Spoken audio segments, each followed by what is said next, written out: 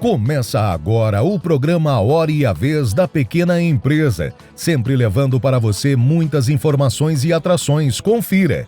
Vamos acompanhar a diplomação do presidente da República Luiz Inácio Lula da Silva e do vice-presidente da República Geraldo Alckmin no TSE, Tribunal Superior Eleitoral. Ainda temos a cerimônia de encerramento do Gabinete de Transição, que trouxe os principais problemas de cada área e sugestões para os ministros que assumirão o próximo governo. Ainda teremos o pronunciamento de Fernando Haddad, indicado pelo presidente eleito Luiz Inácio Lula da Silva como ministro da Fazenda. E nesta semana, o presidente do Simp, Joseph Cury, recebe Luiz Rabi, economista sênior da Serasa Experian. Fique conosco!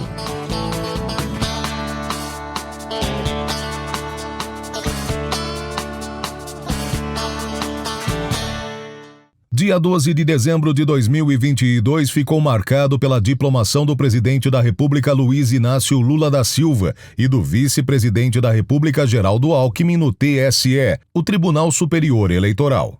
Luiz Inácio Lula da Silva e Alexandre de Moraes realizaram os pronunciamentos e foram enfáticos na questão da democracia. Confira.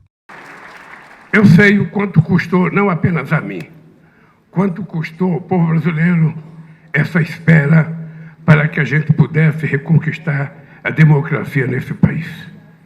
Reafirmo hoje que farei todos os esforços para, juntamente com meu querido companheiro Geraldo Alckmin, cumprir o compromisso que assumi não apenas durante a campanha, mas ao longo de toda uma vida, fazer do Brasil um país mais desenvolvido e mais justo, com a garantia de dignidade e qualidade de vida para todos os brasileiros, sobretudo para as pessoas mais necessitadas. Quero dizer que muito mais que a cerimônia de diplomação de um presidente eleito, essa é a celebração da verdadeira democracia. O Brasil encerra mais um ciclo democrático e completa 34 anos de estabilidade do Estado Democrático de Direito, desde a promulgação da Constituição de 1988. Estabilidade democrática e respeito ao Estado de Direito não significam ausência de turbulências, ausência de embates, ou mesmo, como se verificou nas presentes eleições, não significa ausência de ilícitos e criminosos ataques antidemocráticos ao sistema eleitoral e à própria democracia.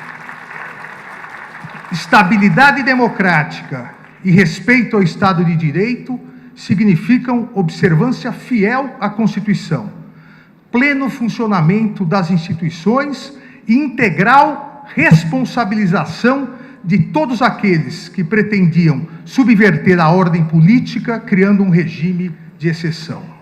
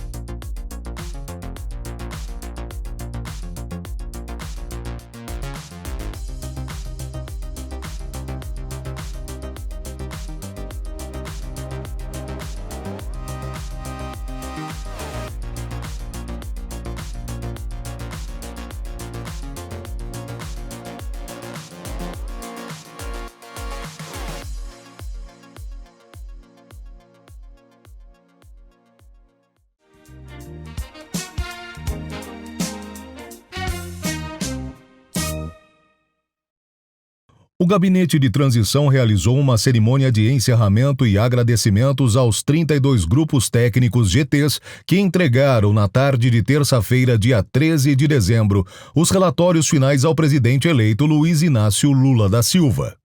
Além de Lula, participaram do evento o vice-presidente eleito Geraldo Alckmin, a coordenadora de articulação política Gleisi Hoffmann e o coordenador dos grupos técnicos Aloísio Mercadante. Também estavam presentes o ex-deputado Floriano Pesaro, coordenador da transição, e os ministros indicados Flávio Dino, Justiça, Rui Costa, Casa Civil, e o embaixador Mauro Vieira, Relações Exteriores. Nós estamos precisando de alguém que pense em desenvolvimento, de alguém que pense em reindustrializar esse país, de alguém que pense em inovação tecnológica, de alguém que pense na geração de financiamento ao pequeno, ao grande, ao médio empresário, para que esse país volte a gerar emprego. E nós queremos dizer ao mundo inteiro, quem quiser vir para cá, venha. Tem trabalho, tem as coisas para vocês irem fazer, tem projeto novo para investimento, mas não venham aqui para comprar nossas despesas públicas, porque elas não estão à venda. E o nosso país vai voltar a ser respeitado com soberania. Eu vou começar a viajar logo que eu tomo posse, porque é preciso de verdade recuperar o prestígio que o Brasil tinha nos Estados Unidos, na China, na Alemanha, na França, na Argentina, em qualquer parte do mundo. E quem quiser ganhar dinheiro, venha para esse país, investir o seu dinheiro, porque o Brasil tem espaço para todo mundo.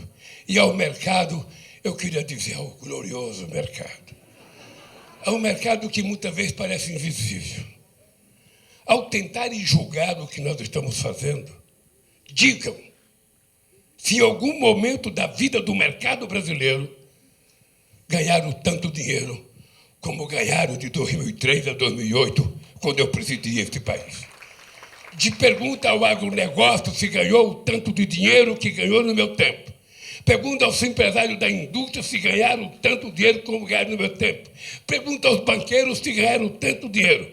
Mas também pergunta aos bancários, aos comerciários, às pessoas que ganham salário mínimo, porque nós provamos que é possível governar para todos de verdade. E governar para todos de verdade significa o crescimento do PIB não é um número para ser utilizado em manchete de jornal. O crescimento do PIB só tem sentido se a gente distribuir o crescimento com aqueles que produziram o crescimento, que é o povo trabalhador desse país. Portanto, gente de coração, muito obrigado e me cobrem, porque esse país não pode retroceder. Esse país vai ter que avançar. Janja, querida Lu, Gleise, nossos ministros, Flávio Dino, Rui Costa, Aloísio Mercadante, Floriano Pesaro, companheiras e companheiros. Hoje nós estamos terminando uma fase importante. O presidente Lula fez a campanha muito participativa. A gente dizia, olha, não se faz uma campanha de um governo democrático em cima de motocicleta, fazendo motociata. A gente faz ouvindo, dialogando, conversando. E o presidente Lula percorreu o Brasil, de norte a sul, leste a oeste, fazendo reuniões com movimentos culturais, cooperativas, sociedade civil organizada, cultura, educação, saúde, meio ambiente, enfim, uma enorme participação. Eleito, e quero aqui agradecer ao presidente Lula o convite honroso para mim de coordenar essa fase de transição, essa travessia até o governo que toma posse dia 1º, fazer também uma transição democrática e participativa. E nós podemos dizer que essa foi a transição mais participativa de todos os governos. Queria saudar o companheiro Geraldo Alckmin, companheiro leal, dedicado, parceiro com espírito público. Eu quero dizer, essa guerreira, essa querida militante que foi fundamental na campanha e tem sido, Gleise Hoffmann, que é um orgulho do nosso partido. Queria saudar essa militante incansável na campanha, Lu Alckmin, que fazia todas as caminhadas e, quando terminada, ela queria mais. E queria dizer que é uma militante que foi fundamental em todo o processo, e acho que é pela primeira vez na história nós tivemos uma primeira-dama tão participativa que é a companheira Janja em todo o processo de trabalho aqui do nosso grupo de trabalho. Saudar o Floriano, com aquele jeito tranquilo dele, foi resolvendo todas as pendências administrativas, sem ruído, com delicadeza. Ele é da escola do Alckmin. Redondo, tranquilo, mediador, sempre com um sorriso, e nós conseguimos aí atravessar esse período. E queria saudar os ministros, nós temos aqui 2 ministros que vão fazer história nesse país, já tem uma larga história, o nosso ministro-chefe da Casa Civil, Rui Costa, e o nosso ministro da Justiça, Flávio Dino. Parabéns aí, e a eles eu sugiro todos os outros. Ah, está ali, o Mauro está quietinho ali, levanta para o pessoal bater palma, nosso ministro-chanceler, Mauro Vieira.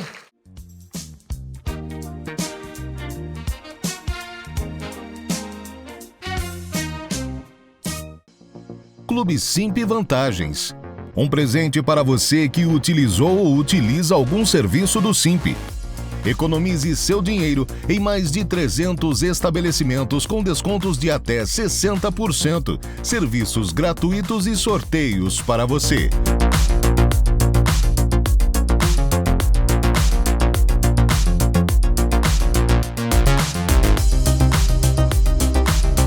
Como fazer? Acesse clube.simp.org.br e preencha o formulário e pronto. Acesso totalmente gratuito e fácil.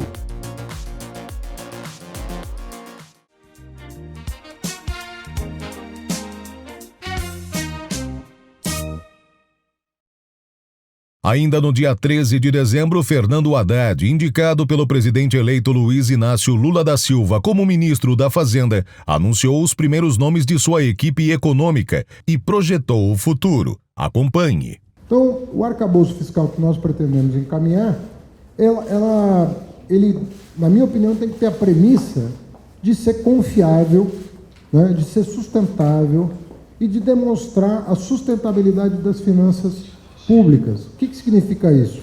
O financiamento dos programas prioritários do governo e a sustentabilidade da dívida pública.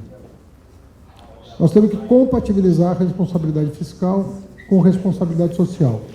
Fizemos isso, sabemos como fazer, voltaremos a fazer.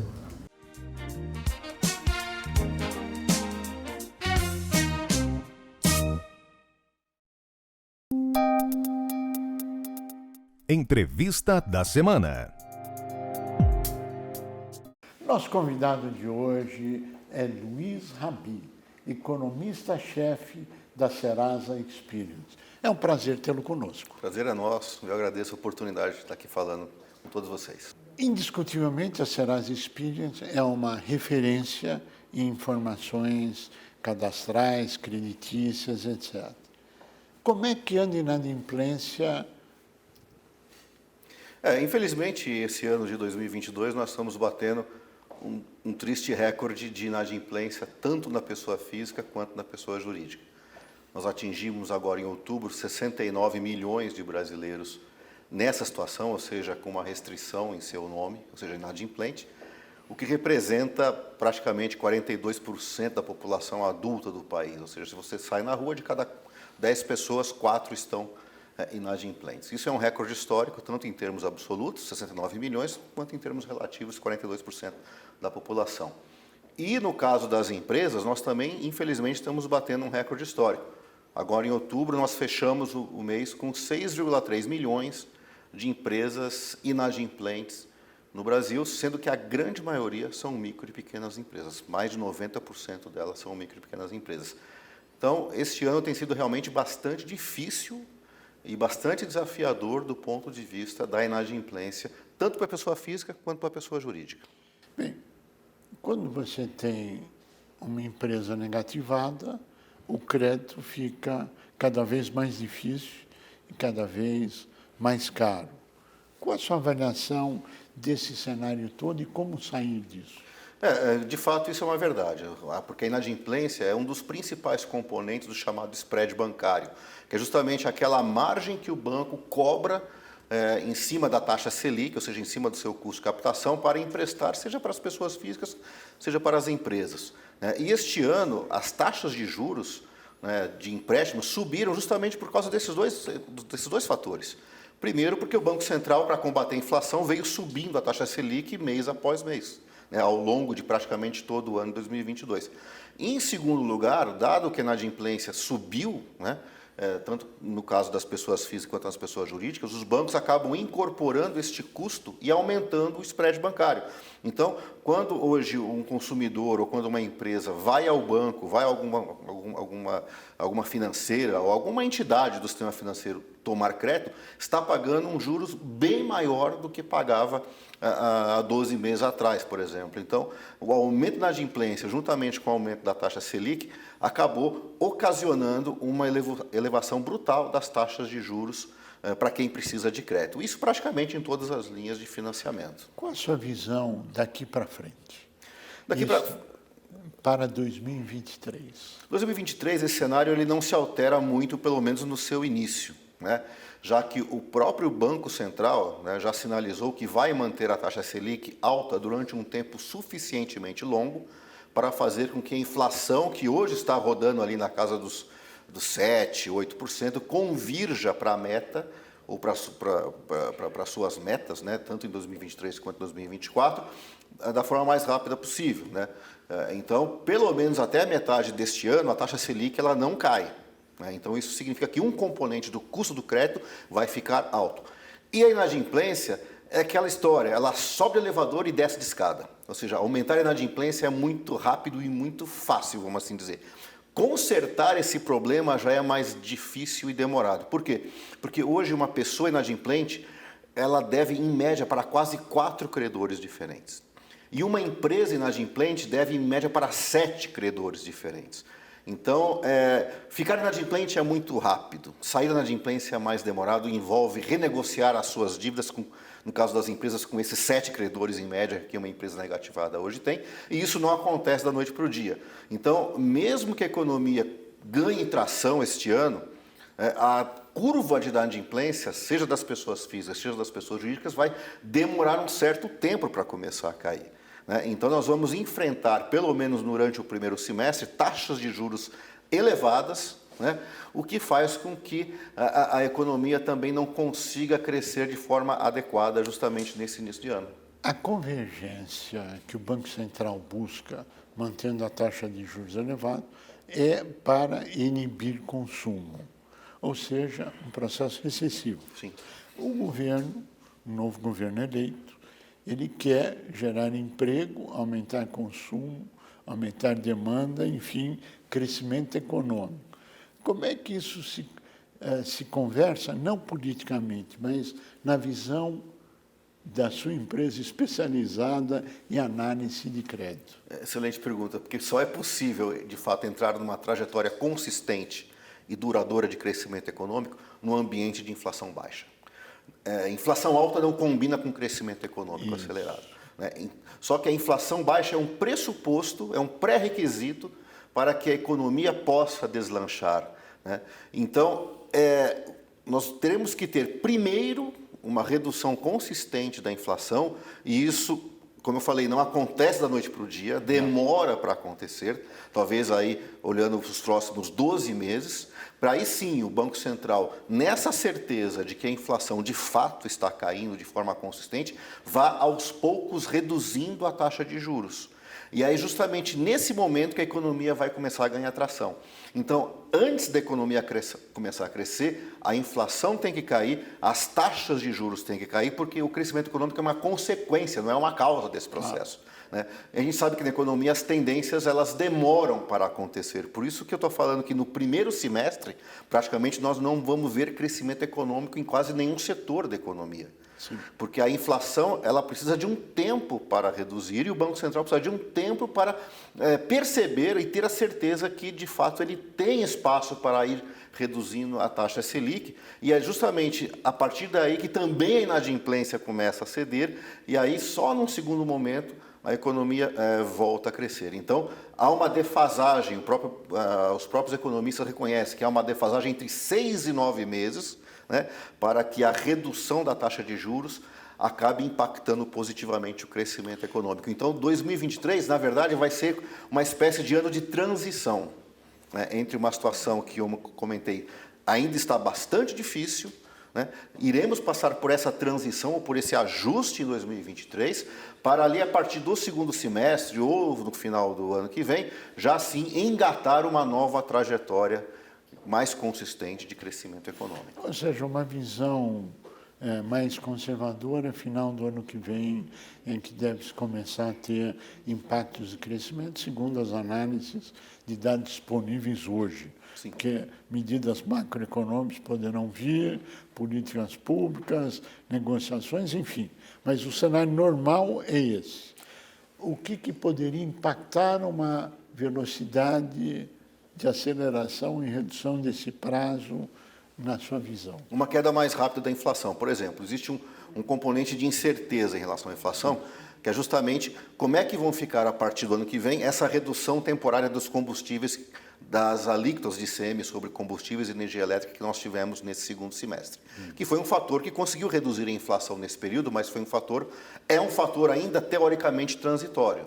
Né? Porque pela lei, as alíquotas retornariam ao seu patamar original a partir do dia 1º de janeiro. É verdade. Né? Então, obviamente, vai depender de uma negociação política do novo governo com os governadores para evitar ou pelo menos minimizar que isso aconteça. Se de fato o governo conseguir manter as alíquotas de ICM sobre combustíveis e energia elétrica nos patamares ou muito próximos dos atuais, isso já vai ser um ganho em termos de garantir uma trajetória mais rápida de queda da inflação. Né? Então, esse é um fato importantíssimo. Outro fato importantíssimo é que o atual governo tem uma política econômica consistente. Né? Que os agentes econômicos têm uma percepção positiva da orientação de política econômica do novo governo, sobretudo na questão fiscal, para fazer o quê? Para manter a taxa de câmbio estável. Né? Hoje nós estamos aí com o dólar em torno de 5,30, nós estamos vendo aí a taxa de câmbio flutuar em função dessas indefinições de quem vai ser a nova equipe econômica do governo, quais são as orientações em termos da política fiscal, né? E a variável, o termômetro dessas decisões é a taxa de câmbio. Se houver alguma sinalização por parte do novo governo, né, que a responsabilidade fiscal pode ser colocada em risco, imediatamente o dólar vai refletir esse ambiente. Então é importante que o novo governo tenha e sinalize uma responsabilidade fiscal de fato para evitar que tenhamos um descolamento, né, um aumento da taxa de câmbio, que obviamente tem impacto na inflação. Né? Então, assim, manter o câmbio estável com políticas econômicas consistentes, né, e também essa questão da renegociação das alíquotas dos combustíveis são dois ingredientes que estão nas mãos do governo que foi eleito e podem realmente contribuir positivamente para uma queda mais rápida da inflação no ano que vem. Agora, no mundo inteiro, quando os governos são eleitos, ou 99% dos países do mundo, eles dão aos governos eleitos 100 dias de, vamos dizer assim, de carência de qualquer coisa. Aqui no Brasil, o governo nem sentou na cadeira e não tem os 100 dias. Você acredita que esses 100 dias chegarão ou as críticas, não só do mercado financeiro, nós estamos dizendo da economia como um todo. Como é que você vê esse quadro comparado com o resto do mundo? Nós sabemos que inicialmente, né, a composição da equipe de transição do atual governo e as primeiras nomeações, principalmente do ponto de vista da área econômica do governo, não foram muito bem recebidas pelo mercado financeiro. Como é que o governo pode, digamos, melhorar esta percepção, nomeando um segundo escalão mais comprometido com o avanço das reformas, tendo uma visão menos estatizante da economia e mais pró-mercado, né? Ou seja, algo que aconteceu basicamente quando o Lula foi eleito pela primeira vez. Sim. Né? Ali realmente nós tivemos uma equipe econômica que teve essa visão. Sim, né, claro. de uma visão mais pró-mercado e conseguiu aprovar reformas importantes, né, que fizeram com que a economia brasileira crescesse de forma bastante consistente. Então, eu acho que poderemos ter, digamos, esses 100 dias, primeiro, em função dessas definições e, segundo, também em função, em função da definição de quem será o comandante das casas do Senado e da Câmara, para termos uma ideia de como que as reformas econômicas, se é que elas haverão, andarão no próximo governo. Isso só lá por fevereiro. 1º de fevereiro de 2023. Claro que as negociações políticas acontecem antes e a gente já começa a ter uma ideia de como que ficarão essas questões políticas. Nós chegamos ao final do tempo, mas a última pergunta é: nós vimos pela imprensa uma nota que a FEBRABAN publicou, parabenizando o ministro Haddad, desejando pleno êxito e o resto dos ministros anunciados. Claro que todos nós desejamos êxito, mas me parece que a Faria Lima não está tão satisfeito assim. Qual a diferença entre a Faria Lima e a FEBRABAN? Na verdade, não tem muita diferença, porque quando a FEBRABAN soltou a nota, apenas o nome do Haddad havia sido comunicado. Sim. Aquilo que eu falei, vai depender muito de como que será o seu segundo escalão, sim, como que vai ser a cara desse ministério, sim, né, e como que vai ser a cara de toda a equipe econômica. Aí eu estou falando do Ministério da Indústria, nós estamos falando de presidência das empresas estatais, né, que compõem essa parte. O conjunto, né, justamente para saber se, de fato, nós vamos pender mais para o lado da FEBRABAN ou mais para o lado da Faria Lima. Luiz Rabin, nós queremos agradecer muito a sua participação. Chegamos ao final do nosso tempo e ao conhecimento acumulado com todos que participam conosco.